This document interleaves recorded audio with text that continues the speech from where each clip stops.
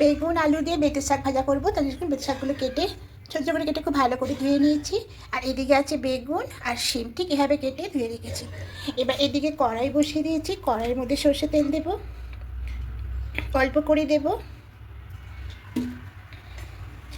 দিয়ে প্রথমে এখানে শিম দিয়ে দেবো, শিমগুলোকে ভেজে নেব।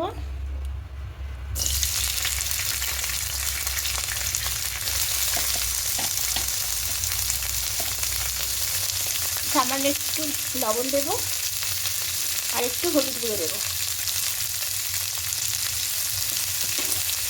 এবার শিমটাকে ভেজে দেবো।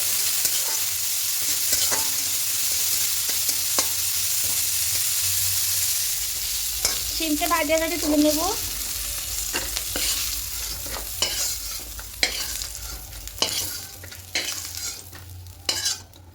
এবার আবার এখানে সামান্য তেল দেবো। এবার বেগুনগুলো দিয়ে দেব।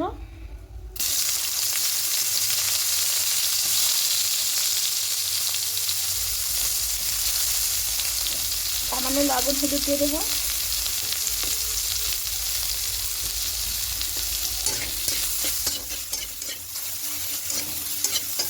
তেলটা আর একটু দিতে হবে, কমে গেছে।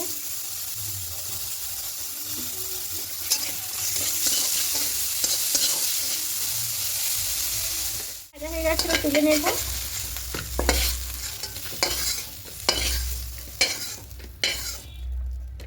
এবার কড়াই একটু বেশি করে তেল দেব।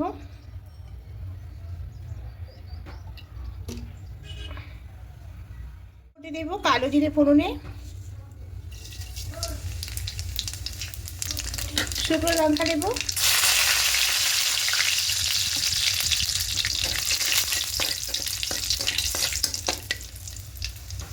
এবার এখানে বড়ি দিয়ে দেব।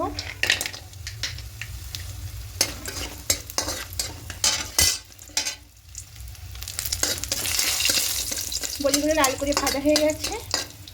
এবার এখানে শাকটা দিয়ে দেব।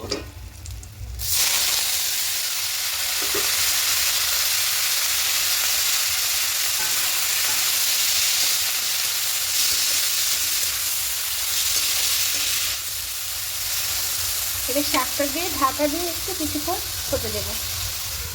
তুলে নেব। দেখুন শাক থেকে জল বেরিয়ে কতটা শাকটা নরম হয়ে গেছে। এবার এই সময় এখানে লবণটা দিয়ে দেব।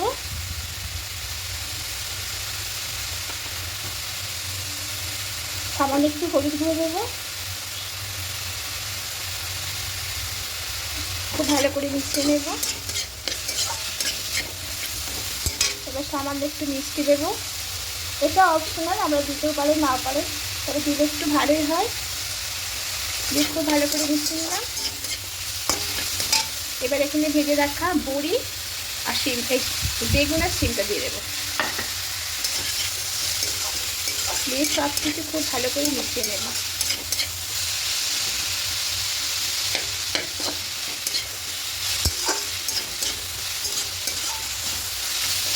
আর একটু ভেজে নেবো, একটু শুকনো হয়ে যাওয়া পর্যন্ত।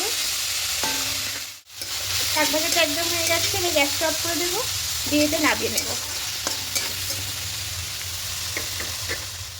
শিম বেগুন দিয়ে বেতো শাক ভাজাটা হয়ে গেছে। তা এখন শীতকালে অনেক বেতো শাক ওঠে, আর এই বেতো শাক খেতে সত্যি খুব ভালো লাগে।